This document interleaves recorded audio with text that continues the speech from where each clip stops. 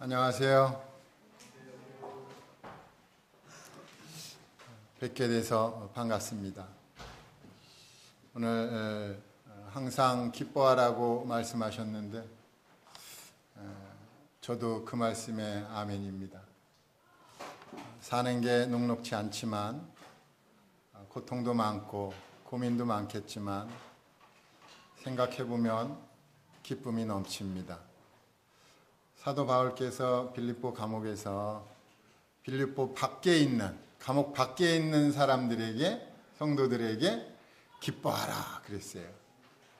이게 좀 말이 안 되잖아요. 감옥 안에 있는 사람이 감옥 밖에 있는 사람한테 기뻐하라는 거예요. 이해가 잘 안 되는데 근데 이해가 됐습니다. 사도 바울이 지금으로부터 한 1900 몇 년 전에 계셨던 분이잖아요. 근데 그분이 감옥 안에서 기뻐했어요. 그리고 나서 이제 1900 몇 년이 지났잖아요. 그럼 우리는 더 기뻐해야죠. 안 그렇습니까?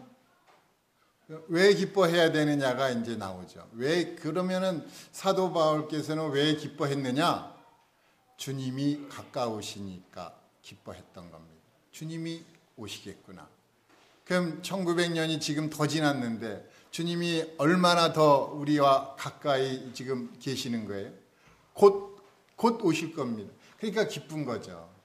주님을 만날 생각하면 기쁜 거예요. 내가 힘든 거, 고통스러운 거 다 참을 수 있어요. 조금 있으면 오실 것입니다. 또 이렇게 교제하다가 5분 있다가 오실 수도 있어요. 5분 있다가. 기대하면서 유익한 시간이 되었으면 좋겠습니다. 그림은 많이 보셨으리라 생각합니다. 이제 휘막 안에 지성소가 있고 성소가 있으며 성소 안에 세 가지가 있는데 이렇게 등불이 있고 또 이제 오른쪽 옆에 떡상이 있고 그 앞쪽에 향단이 있습니다. 근데 말씀해 보면 이런 말씀이 있잖아요. 아론과 그 아들들로 휘막안 증거궤 앞 휘장 밖에서 저녁부터 아침까지 항상 여호와 앞에 그 등불을 보살피게 하라. 그 왼편에 이제 그림이 있어요. 사진 있는데 if 만약 등불이 꺼지면 어떻게 되죠? 떡상에 떡을 먹는데 어딘지 모르니까 어디 있는지 모르니까 막 더듬다가 떡상이 엎어지고 나뒹굴어지고 그다음에 그 향단에 이제 또 살펴야 되는데 향단도 막 넘어뜨리고 막 그러겠죠. 뭐가 없으면요? 등불이 없으면 그렇게 된다는 거예요. 등불이 꺼지면 안 되는 거예요. 근데 이 등불이 어디에 있느냐? 휘막 안에 있다는 거예요. 증거궤 앞에 있다는 것입니다. 그래서 증거궤 앞에 휘장이 있는데 그 휘장 밖에 이 세 가지가 있는데 그 중에 이 등불이 꺼지면은 그 안에 있는 게 어려워지는 거예요. 우리 마음 가운데 정말 그리스도로 인해서 기쁨이 있어야 된다는 거죠. 이 기쁨이 없으면 그리스도가 없으면 하나님의 말씀이 없으면 교제도 헛되지고요. 우리의 기도도 끊쳐지는 것입니다. 우리가 교제하지 못하고 기도하지 않는 것은 등불이 빛나지 않기 때문에 그럴 것입니다. 등불이 빛나야죠. 그래서 저녁부터 아침까지 항상 그 등불을 보살펴라. 얼마나 귀한 말씀입니까? 등불만 제대로 밝혀진다면 교제도 풍성하고 아주 기도도요 정말 아름다운 그 향기가 돼갖고 참 위로 자꾸 올라가게 되는데 이 등불이 꺼지니까 이게 안 되는 겁니다. 우리 성도님들은 등불이 하염없이 빛나고 있죠? 등불이 막 빛나고 있으면 우리의 삶이 번쩍번쩍 빛나잖아요. 우리가 이제 어디를 딱 가면은 와 깜짝 놀라잖아요. 야 빛나는 사람이 지나가는구나. 지나가기만 해도 사람들이 좋아하는데 그런 삶이 우리 모두에게 있으리라 생각합니다. 2023년 2월 16일 뉴질랜드 언론에서 보도가 됐습니다. 2월 14일 날 사이클론 가브리엘이 뉴질랜드 북섬을 덮쳐갔고 이제 그 농장에 있던 23마리 젖소가 이제 급류에 휘말려서 떼내려가고 있습니다. 이때에 주인이 그것을 보고 이 젖소들을 부르는 거예요. 황소야, 누렁이야, 내가 네 주인이야, 내 쪽으로 오너라. 그러니까 이 급류에 휘말려 떠내려가던 이 젖소들이 고개를 확 돌리고 엄매 하면서 주인이 이 소리 지르는 그 목소리가 나는 곳으로 열심히 헤엄쳐 가서 다 살았다는 것입니다. 어떻게 이렇게 젖소들이 주인의 음성을 잘 알아들었을까요? 너무 이 귀한 자료가 참 떠 있길래 제가 이렇게 캡처를 해왔습니다. 우리 이 주님의 말씀에 이런 말씀이 있더라고요. 소는 그 임자를 알고 나귀는 그 주인의 구유를 알건만은 이스라엘은 알지 못하고 나의 백성은 깨닫지 못하는도다. 얼마나 안타까웠어요. 그 이스라엘을 향해서 내가 네 주인이다. 내가 너를 구원하는 구원자다. 나밖에는 신이 없고 나 외에는 다른 신이 없다. 내가 너희들을 구속하였고 내가 반드시 너희를 구원하겠다. 그러는데 안 쳐다보는 거예요. 대답도 없어요. 수천 년이 지난 다음에 다시금 사도들을 통해서 한 번 뚜렷하게 말씀해 주세요. 그런즉 이스라엘 온 집은 확실히 알지니 너희가 십자가에 못 박은 이 예수를 하나님이 주와 그리스도가 되게 하셨다고 분명하게 말씀하셨어요. 우리에겐 주인이 있습니다. 우리 이 주인의 목소리를 잘 알아들어야 되는데 주인의 목소리는 뒤로 하고 다른 사람의 목소리는 잘 경청하더라고요. 이게 얼마나 안타깝습니까?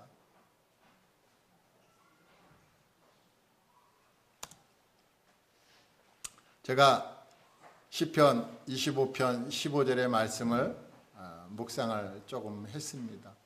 내 눈이 항상 여호와를 바라보면 내 발을 그물에서 벗어나게 하실 것이미로다. 여호와를 바라봐야 되는구나. 여호와를 바라봐야 되는데 한순간만 바라보는 게 아니구나. 항상 바라봐야 되는구나. 제가 이 말씀을 탁 보면서부터 그 잘 보던 바둑이 끊어졌어요. 제가 그냥 집에만 들어가면 바둑 채널 딱 켜놓고 알든지 모르든지 보는 거예요. 처음에는 바둑을 잘 봤어요. 왜 잘 봤느냐? 바둑을 보면은 싸우는 일이 없어요. 물론 흑백이 싸우지만 사람들끼리 다투는 게 없어요. 예? 그리고 각본을 짜놓고 두는 것도 아니고 순수한 맛이 있어서 봤는데 이게 참 시간만 자꾸 축내더라고요. 근데 이게 습관이 되고 중독이 되고 막 이러다 보니까 아무 때나 이제 바둑을 보려고 하는 것 같아요. 그래서 항상 여호와를 바라봐야 되는구나. 그런데요, 여호와를 바라볼 때 여호와라는 의미를 우리가 깊이 생각해야 됩니다. 여호와라는 의미가 무엇일까? 물론 이제 구약 성경에 보면은 여호와는 이렇게 나옵니다. 여호와는 참 어둠도 짓고 빛도 짓고 평안도 짓고 환난도 짓고 이런 여호와에 대해서 많은 말씀이 있는데 어떤 분들이 이제 여호와를 풀어 놓은 걸 제가 본 적이 있어요. 여호와라는 의미는 크게 이제 저는 두 가지를 이제 마음에 담고 있어요. 첫 번째는 그 손을 보라. 손을 보라는 겁니다. 여호와의 손을 보라.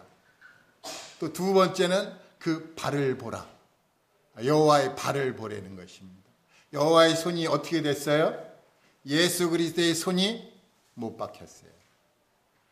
예수 그리스도의 발이 못 박혔어요. 그걸 보려는 거예요. 그걸 자꾸 보려는 거예요. 그런데 구약 시대에 여호와를 바라보던 요셉을 한번 생각해 봤습니다. 요셉이 이 말씀을 알고 있었을까? 물론 연도로 본다면은 시편은 나중에 나왔고 요셉은 그보다 일찍 있었지만 아마 요셉도 여호와는 항상 바라봤을 것입니다. 그런데 여호와를 바라보면 그 발을 그물에서 벗어나게 한다고 그랬거든요. 그래서 요셉을 깊이 생각하면서 요셉은 어떤 그물에 걸렸을까? 제가 생각해 보니까 요셉이 그물에 걸렸어요. 요셉은 어떤 그물에 걸렸죠? 보디발의 아내의 그물에 걸렸어요. 그래갖고 보디발의 아내가 동침하자 날마다 이러니까 젊은 요셉이 얼마나 괴로웠겠어요. 주인 보디발이 다른 건 다 손대도 아내는 손대지 마라. 그거를 마음에 딱 품고 있었는데 그 아내가 동침하자 그러니까 괴롭잖아요. 젊은 사람으로서. 그래서 괴로워 갖고 이제 그 옷을 벗겨두고 이제 참 도망갔는데 그 요셉의 마음에는 여호와를 경외하는 마음이 있었고 여호와를 바라보는 마음이 있었고 여호와를 생각하면서 이렇게 하면 안 된다는 것을 알았기에 그는 도망을 갔는데 그래서 그는 선한 일을 했는데 하나님의 뜻을 따랐는데 감옥에 갇히는 거예요. 이럴 수가. 선을 행하는데 왜 더 안 좋은 것이 생겨났을까? 우리 삶 속에서 제가 많은 것들을 생각하면서 정말 이 말씀을 보니까 정말 그렇더라고요. 저도 조그마한 회사를 합니다.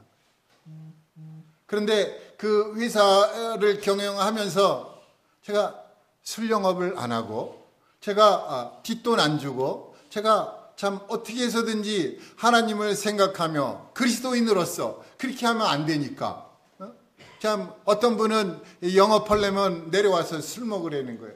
술 먹는 사람을 보내라 그래서 나 술 못 먹습니다. 술 먹는 사람을 보내라. 그럼 좀 못 갑니다. 이게 오다가 안 오는 거예요. 제가 하나님 뜻대로 했는데 안 되는 거예요. 잘 안 풀리는 거예요.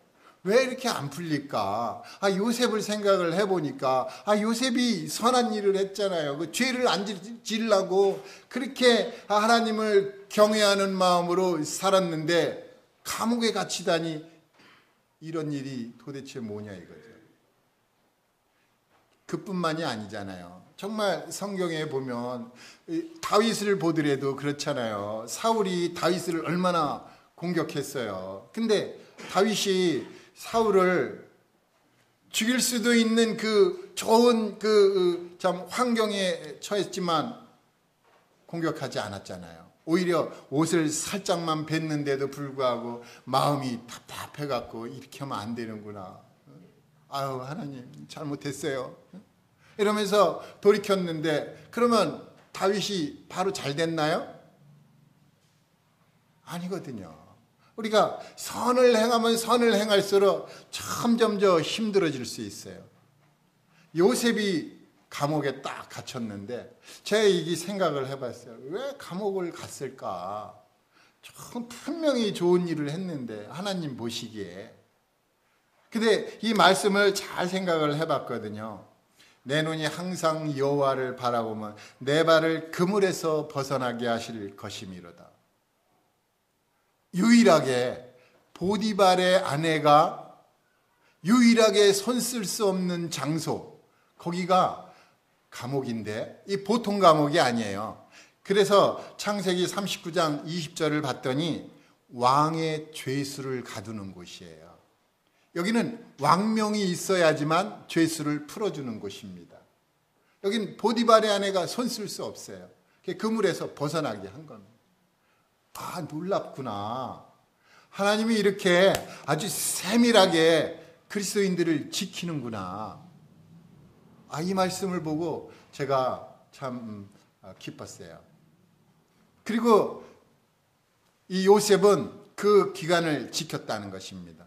그 고난의 기간이 있다라는 거예요. 고난이 끝없이 이어지는 게 아니라 고난이 어느 순간까지라는 것입니다. 하나님이 정해놓은 기간, 그 기간을 잘 견뎌야 된다는 것입니다. 그 기간 안에 요셉이 뭐 감옥에서 죄를 짓고 뭐 행패 부리고 뭐 참 악쓰고 막 이랬다면은 그건 아니잖아요. 그죠? 그건 아닙니다. 요셉이 잘 견뎠어요. 잘 견디니까 하나님의 때에 요셉이 들림받았습니다. 2023년 4월 11일 AM 11시쯤 화면 잘 보이시죠? 화면에 보면은 차 앞쪽이 이제 왼쪽 면이 이렇게 범버가 뜯어졌어요. 이게 누가 그랬어요? 제가 그랬어요. 아유, 그래갖고 왜 이런 일이 생겼을까?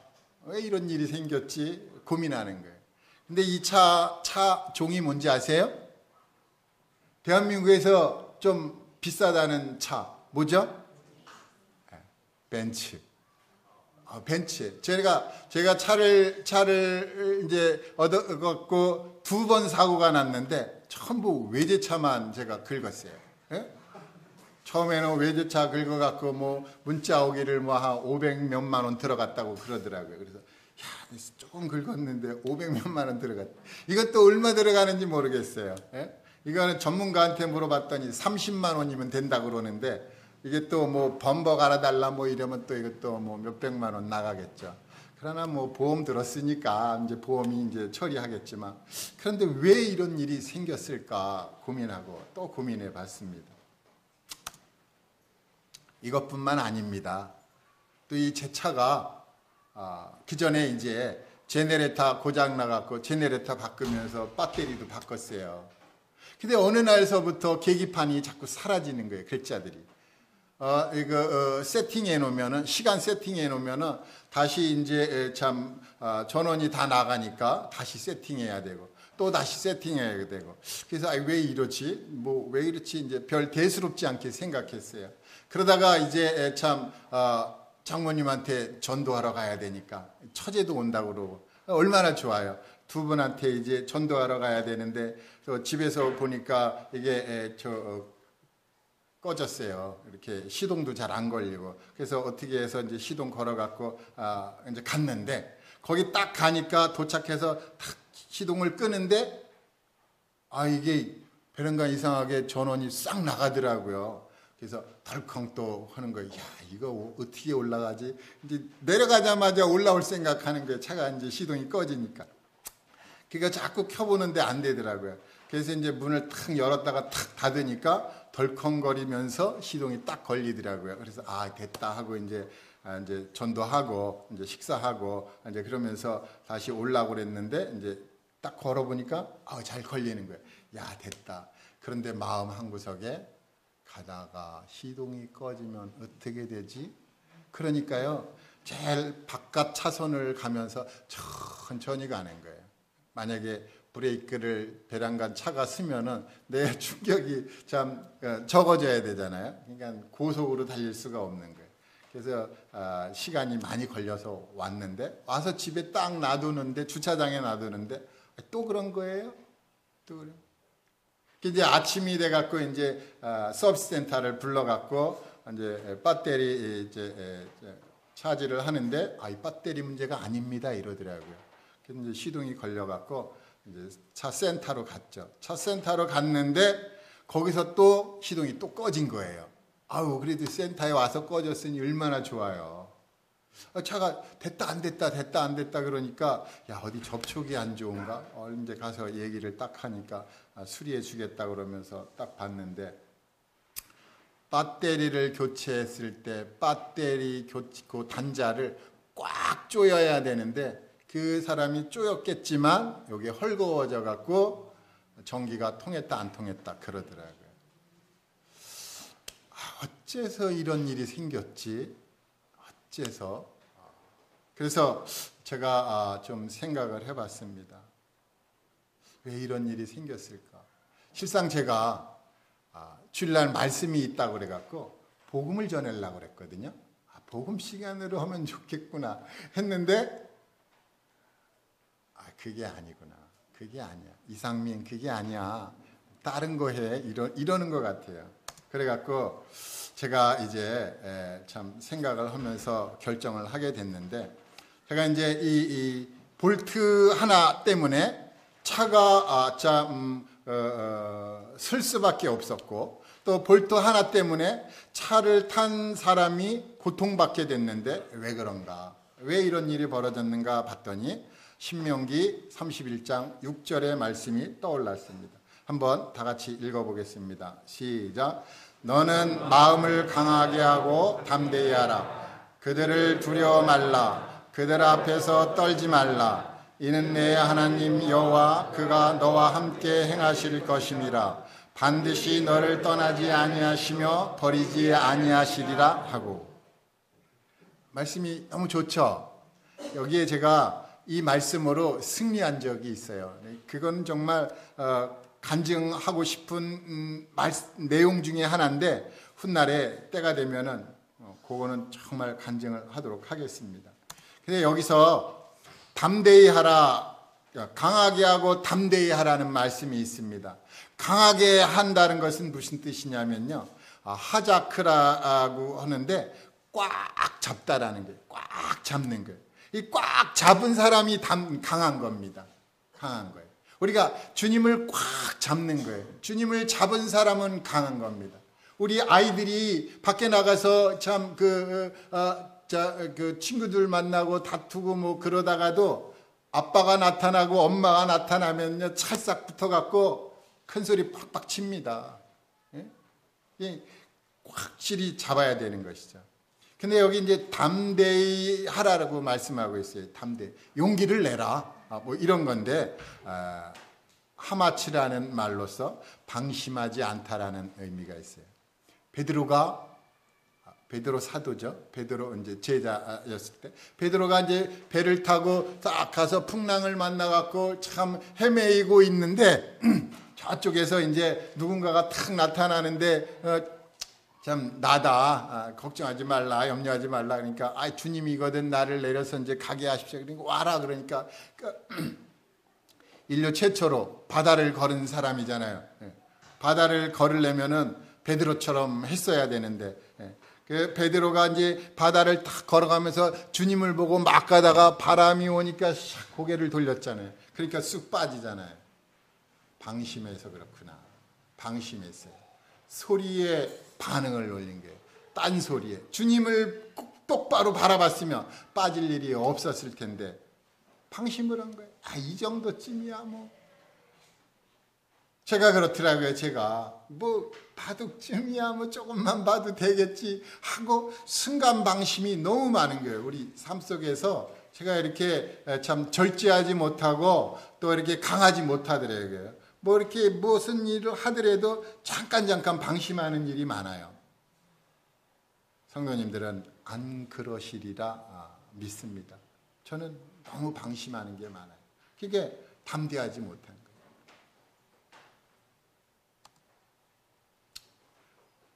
오늘의 주제입니다. 주제 말씀이 마태복음 27장 46절입니다. 다 함께 읽겠습니다. 시작. 제9시쯤에 예수께서 크게 소리질러 이르시되 엘리 엘리 라마 사박다니 하시니 이는 곧 나의 하나님 나의 하나님 어찌하여 나를 버리셨나이까 하는 뜻이라. 어찌하여 그랬어요. 이 의미가 뭐죠? 무슨 목적이 있어서, 나의 하나님 무슨 목적이 있어서 나를 버리셨습니까? 아버지 얼마나 아들의 애절한 호소겠어요.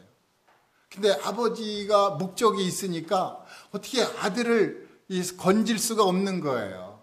그 고통당하는 거를. 그냥 보통 아들이 아니잖아요. 독생자잖아요. 외아들이 아닙니다. 독생자예요. 외아들은요 조금 힘쓰면은 딸들도 날 수도 있어요. 근데 독생자는 왜 아들도 그렇고 딸도 없고 오직 하나라는 거예요. 근데 이 독생자 죽으면 아버지가 그냥 얼마나 괴롭겠어요. 근데 아들을 버려야만 하는 이 아버지의 그 마음은 어떻겠어요? 근데 무슨 목적 때문에 버리셨을까? 이거를 이제 생각해 보게 됐습니다.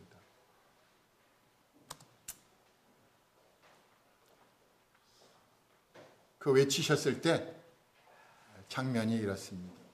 온몸이 피에 아주 범벅이 됐겠죠. 채찍에 맞아서 이미 몸이 범벅이 됐고, 또 이제 가시관을 썼고, 또 손에서 나오는 그런 그 피들, 또 이 등에서 흘러나오는 피들, 또 등만 채찍할 때 등만 맞았겠어요. 이런 뭐 옆구리 하면서 앞으로 하면서 휘가 맞아 왔겠죠. 그러면서 피를 너무 많이 쏟으셨는데 그 십자가상에서 엘리 엘리 라마 사박다니 하셨을 때 우리 주님은 또 얼마나 고통스러웠을까. 그런데 하나님께서 무슨 목적이 있었다는 것입니다. 우리 히브리서 2장 14절을 성경을 찾아서 읽어보도록 하겠습니다.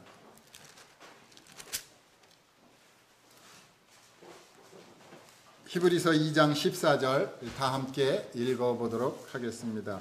시작. 자녀들은 혈과 육에 속하였음에 그도 또한 같은 모양으로 혈과 육을 함께 지니심은 죽음을 통하여 죽음의 세력을 잡은 자 곧 마귀를 멸하시며. 놀랍지 않으십니까? 우리 예배 찬송가라든가 이런 걸 보면은요, 전부 다 예수님의 죽음에 거의 포커스를 맞췄어요. 예수님이 죽으심은, 그 예수님의 죽으심은 우리의 죄 문제를 해결하는 거에 대해서 포커스를 맞춰갔는데, 성경을 딱 읽어보니까 먼저 마귀를 멸하는 게 먼저더라고요. 그래서 제가 또 생각을 해봤어요. 왜 이렇게 마귀를 멸하시는 걸 먼저 놨을까 하면서 생각하니까 이사야서 14장이 떠올랐습니다. 이사야서 14장에 보면 계명성 루시퍼가 하나님을 향하여 반역의 마음을 품게 됐는데, 그때 우리가 봤을 때는 그 반역의 마음, 단마음인 줄 알았는데 쫙 열어보니까 5가지 마음을 품었더라고요. 첫 번째로 내가 하늘에 올라가겠다, 그런 것입니다. 그 천사의 그 위치는 하늘이 아닙니다. 하늘 밑이었어요. 그런데 그 자리를 지켰어야 되는데 그 자리를 지키지 않고 뛰어넘어 하늘로 올라가겠다는 거예요. 완전 질서를 파괴하는 거예요. 두 번째 마음에 품은 거는 내 하나님의 뭇별 위에 내 자리를 높이리라, 그러는 것입니다. 뭇별 위에 높여 자기 자리를 높인다는 것은 뭐예요? 자기가 칭찬받고, 자기가 예배받고, 자기가 경배받고 싶다는 것입니다. 뿐만 아니라 내가 북극 지폐의 산 위에 앉으리라, 그러는 거예요. 북극 지폐에 앉으리라는, 이게 북쪽이잖아요. 북쪽, 제일 위쪽이라는 것입니다. 제일 위쪽에는 이스라엘의 그 나라를 놓고 딱 땅을 이렇게 살펴보면 제일 위쪽에 단 지파가 있습니다. 단 지파는 뭐 하는 것이냐를 봤더니요, 심판하는 것입니다. 그게 심판 자리예요. 자기가 심판 자리에 앉겠다라는 것입니다. 뿐만 아니라 가장 높은 구름에 올라가겠다, 지극히 높은 이와 같이 같아지리라, 이러는 거예요.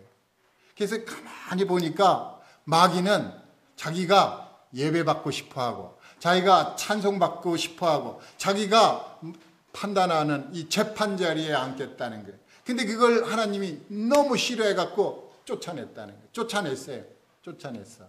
그 죽이는 것, 나중에 멸하는 거는 나중이고, 먼저는 하늘을 깨끗하게 할 필요 있으니까 쫓아냈어요.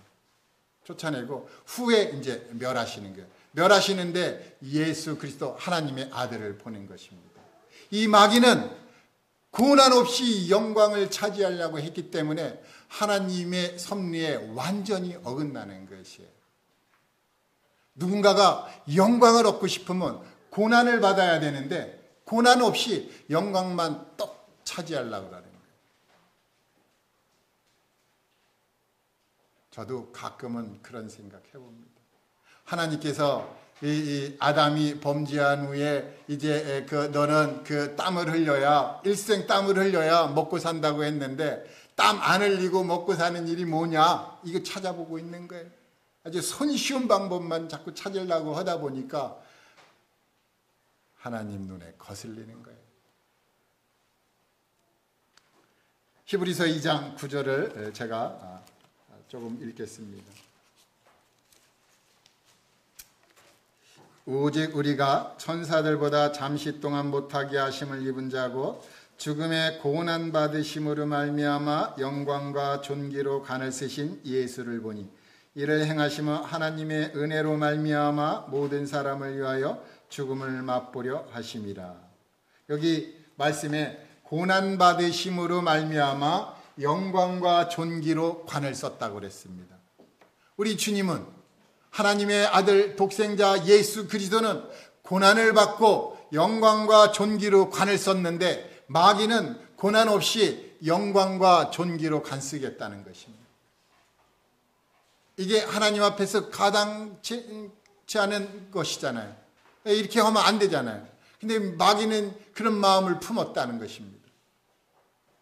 그래서 제 마음에 혹시 고난 당하지 않고 영광을 품고자 했던 것이 있다면 제가 회개하고 자백하고 돌이켜야죠. 근데 하나님께서 우리들에게도 그러한 것을 남겨주셨어요. 영광과 존귀를 얻게 할 수 있는 것을 남겨주셨는데 우리 베드로전서 1장을 찾아서 읽어보도록 하겠습니다. 베드로전서 1장 7절을 다 함께 읽겠습니다. 시작. 너희 믿음의 확실함은 불로 연단하여도 없어질 금보다 더 귀하여 예수 그리스도께서 나타나실 때에 칭찬과 영광과 존귀를 얻게 할 것이니라. 우리에게 남겨진 고난이 있어요. 우리에게 남겨진 이 고난을 잘 연단받아서, 연단한다는 건 뭐예요? 한쪽 면만 익힌다는 게, 한쪽 면만 연단한다는 게 아니에요. 우리 후라이팬에다가 뭘 지지고 할 때 한쪽 면만 익히지 않잖아요. 들어서 반대쪽도 익히잖아요. 이 연단을 잘 돼야 되잖아요. 그래서 우리의 고통이 한순간 어떤 때 지나갔는데 또 찾아오는 거예요. 산 넘어 산이에요. 고난이 자꾸 있는 거예요. 어떤 사람의 고난은요, 한 번 이제 고난이 왔는데 그 위에 다른 고난이 오고 다른 고난이 오고 참 너무 견딜 수 없는 고통이 찾아올 때에 영광이 크다는 것입니다. 나만 왜 이럴까가 아닙니다. 나만 왜 이럴까가 아니라, 야, 나도 이런 고난을 하나님이 허락하시는구나. 나에게도 하나님이 어떤 영광과 존귀로 관을 씌워주시겠구나. 그 시간이 왔다라는 것입니다. 우리에게도 주님이 받았던 그 영광스러움, 그 존귀함, 우리에게도 하나님이 주셨는데 그것을 우리가 얻으려면은 그 시련이 당할 때, 그 연단 당할 때 감사합니다는 못할지라도 기쁨으로 잘 견뎌야죠. 또 기쁨이 없을지라도 말 없이 잘 견뎌야죠. 나의 하나님, 나의 하나님, 어찌하여 나를 버리셨나이까? 하늘에서 하나님을 향해서 교만한 마음을 품었던 마귀를 멸하시고, 또 이제 두 번째로 그 옆에 남아있는 천사들, 그 천사들에게 하나님의 각종 지혜를 알게 하시고자 하셨다고 에베소서는 말씀하고 있습니다.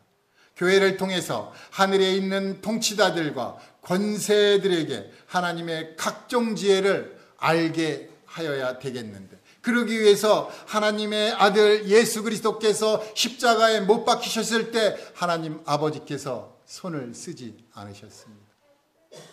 그것이 지나가야 된다는 것입니다. 그래서 이제 우리의 죄 문제를 해결해 갖고 우리로 이제 그 사실을 믿고 구원받아서 교회로 모이게 되면 그 교회를 통해서 하나님께서 누군가를 참교육 시켜주고 싶다는 것입니다. 우리가 교회로 모였잖아요. 교회로 모였는데 어떻게 오랫동안 생활하다 보니까 어떻게 되나요? 점점 영성이 늘어납니까? 줄어듭니까? 어떤 분은 영성이 막 늘어나는데 어떤 분은 영성이 막 자꾸 줄어들어요. 제가 얼마 전에 말씀드렸잖아요. 세상을 바꾸는데 한 가지 방법이 있다. 그게 뭐냐? 인사를 잘하는 겁니다. 인사를 자꾸 했더니 자꾸 변해가는 거예요. 자꾸 변해가. 제가 인사를 안 했었거든요. 왜 인사도 안 하지? 내가 장로가 아니라 그런가? 내가 목회자가 아니라 그런가? 왜 인사를 안 하지? 왜 나한테는 인사를 안 해? 그러다가 내가 먼저 해야지. 반갑습니다. 반가워요. 참 오늘은 참 귀하게 보이시네요. 좀 멋지게 입으셨습니다. 평안하시죠? 즐겁죠? 먼저 인사를 하니까 제가 변하더라고요. 제가. 제 모습이 변해가고 있습니다. 교회를 통해서 하나님께서 각종 지혜를 알게 하시는데 이 천사들을 교육하는데 우리가 필요했던 거예요. 그래서 아드님이 그 십자가에서 버림을 당하는 것을 하나님 아버지께서 허락하시고 이제 우리들을 통해서 하나님의 이 일을 하시는 것입니다. 그뿐만 아니더라고요. 보니까 그뿐만 아니고 이제 세 번째로 이제 일이 있는데 세 번째는 창세기에 보면 이런 말씀이 있잖아요. 하나님의 형상을 따라 남자와 여자를 창조했다. 제가 창세기를 좀 보면서 말씀드리겠습니다.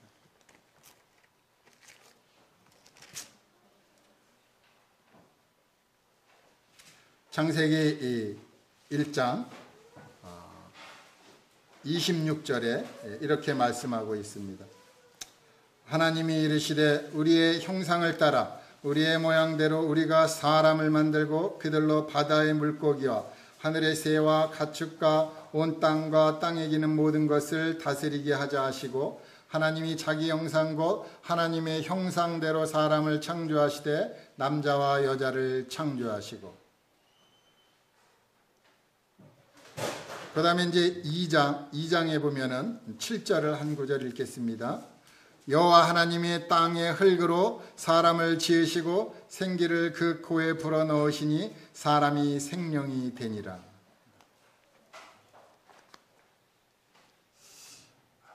사람을 뭘로 지었다고요? 땅의 흙으로 지었습니다. 이게 이해가 안 됐어요. 근데 자꾸 보니까 이해가 되져가는 거예요. 하나님께서 사람을 지을 때 땅으로 지은 게 아니라 땅의 흙으로 지었다는 것입니다. 더 자세하게 말씀드리면 땅에는 단단한 땅도 있고 부드러운 땅도 있는데 단단한 땅으로 지은 것도 아니고 부드러운 땅으로 지은 것도 아니고 땅의 흙으로 지었다는 것입니다. 이 흙이 뭐냐? 더스트, 먼지입니다. 먼지예요. 우린 먼지 같은 존재예요. 바람 불면 샥 날아가요. 싹 떨어지면 와장창 깨지는 그런 연약한 존재라는 것입니다. 근데 이 연약한 존재보다 더 연약한 그런 분들이 있어요. 누구죠? 여자입니다. 여자는 더 연약한 존재. 연약하다는 의미는 뭐예요? 오직 예수, 오직 하나님을 의지해야 된다는 것입니다. 그래서 하나님의 더 큰 사랑을 받는 게 누구냐? 더 연약한 존재. 연약하면 연약할수록 어떻게 해서든지 보호해 주려고 하잖아요. 그런데 하나님의 형상을 따라 지었다는 거예요. 우리 아담님 처음 지었을 때 하나님의 형상을 따라 지었어요. 그 아담이 싹 지나가면은 짐승들이 와 놀래잖아요. 하나님이 그냥 빛이신데 아담이 지나가면 빛나는 거예요. 와. 아담이 지나가면은요 사랑의 향기가 확 나오고 거룩한 향기가 확 나오는 거예요.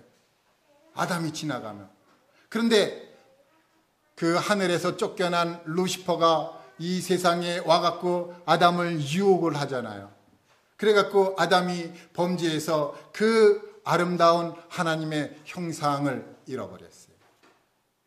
이 아름다운 하나님의 형상을 회복시키기 위해서 하나님께서 아들을 십자가에 내어주셨다는 것입니다.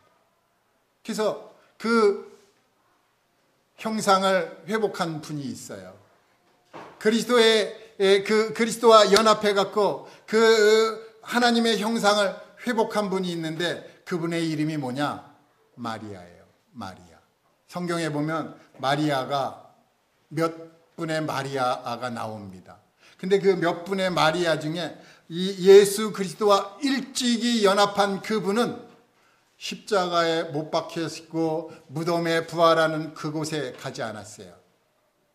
왜 안 갔을까요? 나중에 한번 성경 찾아 읽어보세요. 우리가 이제 교제할 내용은 요한복음 11장에 있습니다. 요한복음 12장. 요한복음 12장.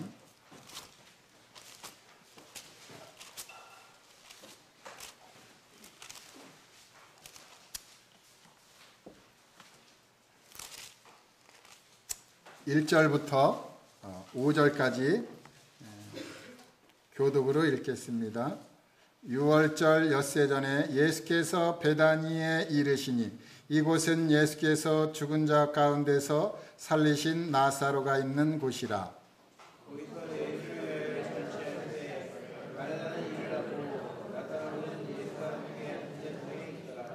마리아는 지극히 비싼 향유 곧 순전한 나드 한 근을 가져다가 예수의 발에 붓고 자기 머리털로 그의 발을 닦으니 향유 냄새가 집에 가득하더라.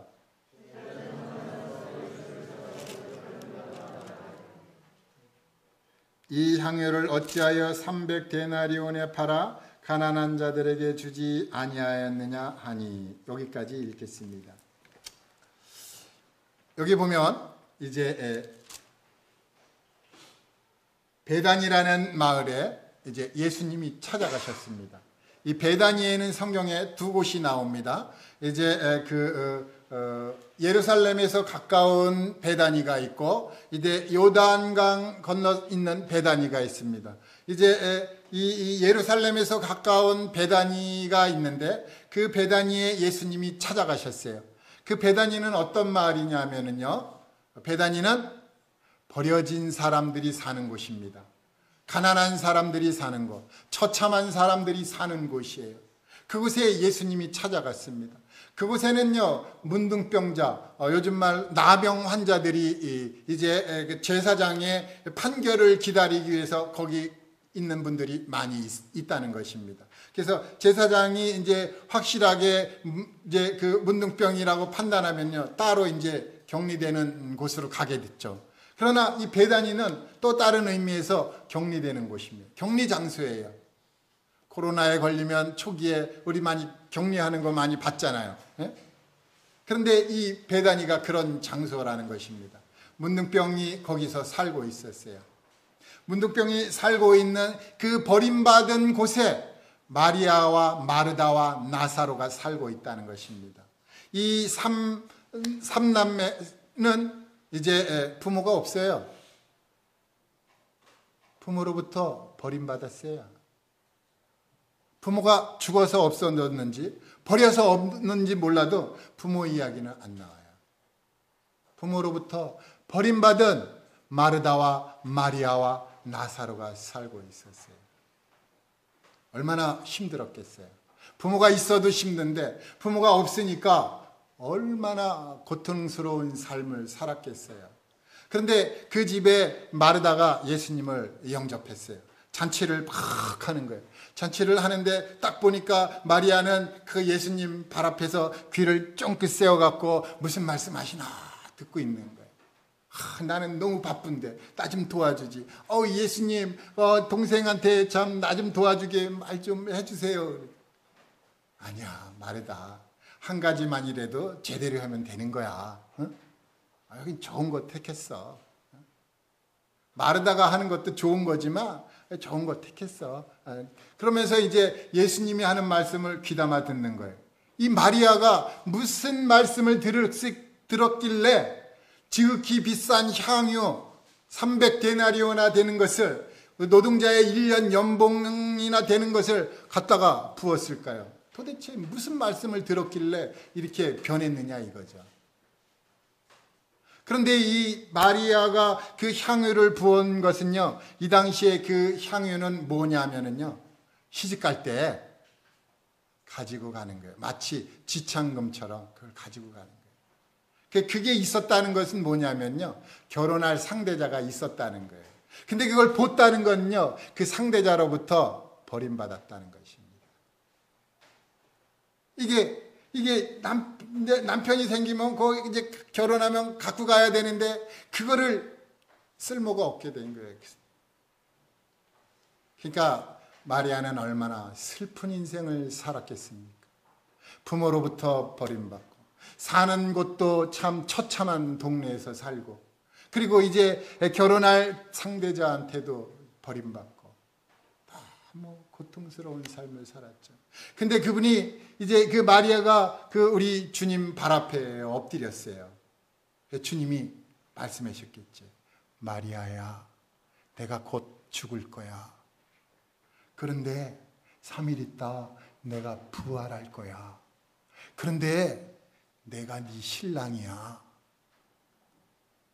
마리아가 마음이 너무 벅차갖고 주체할 수 없었겠죠. 야, 이분이 나를 위해서 죽는데, 이분이 또 신랑이고, 이분이 또 부활을 한대.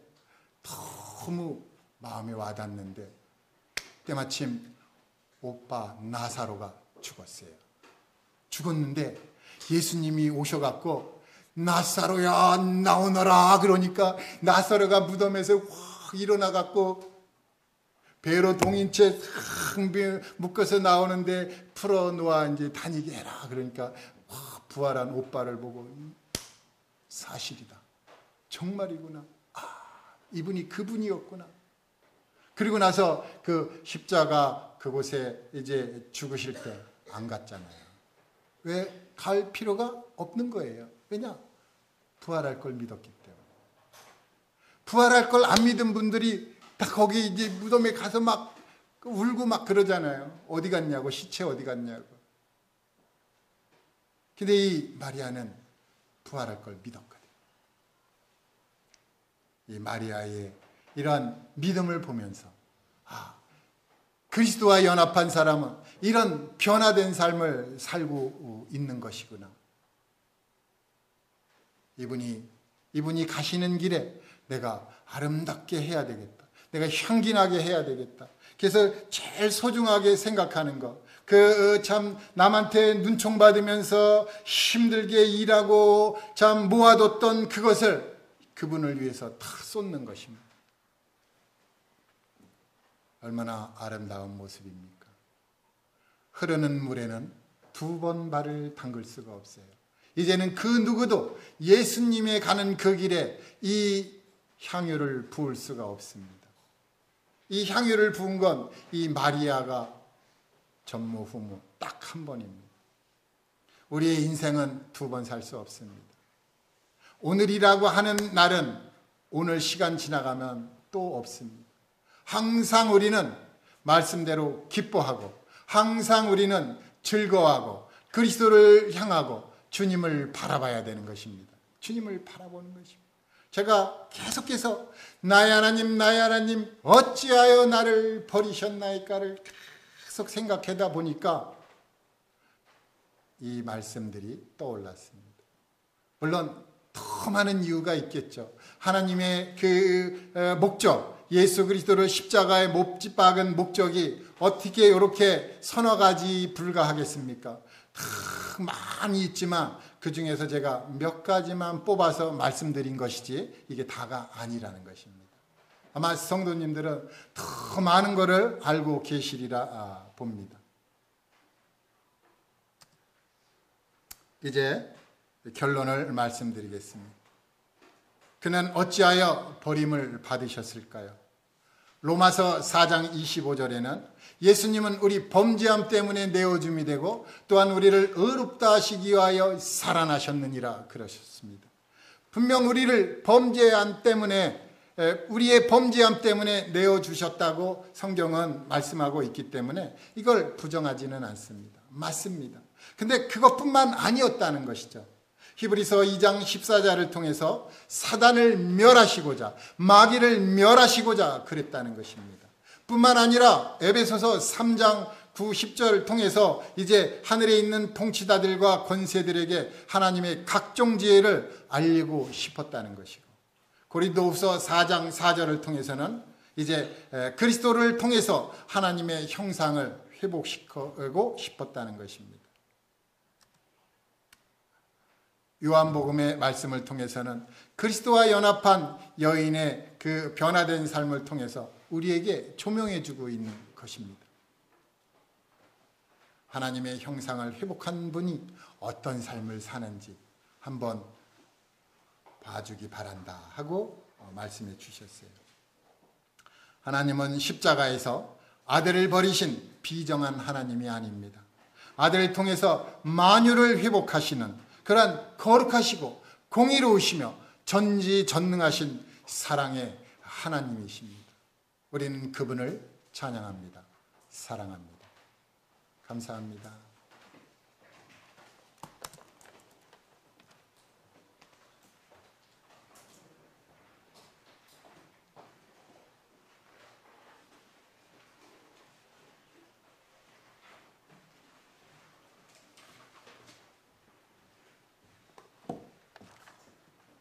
말씀 감사드립니다. 어찌하여야라고 우리가 그렇게 참 하나님 원망할 때가 많이 있지만 정말 믿음의 사람들은 그럼에도 불구하고라는 그런 말을 쓴다고 합니다. 참 정말 그럼에도 불구하고 우리 하나님께서 우리를 참 사랑하신다는 그 사실 하나만으로 참 우리가 충분히 이런 고백을 할 수 있을 것 같습니다. 우리 그 예배 복음 찬송가 545장 진행해 드리시고 한 분 현장 기도하시고 마치도록 하겠습니다.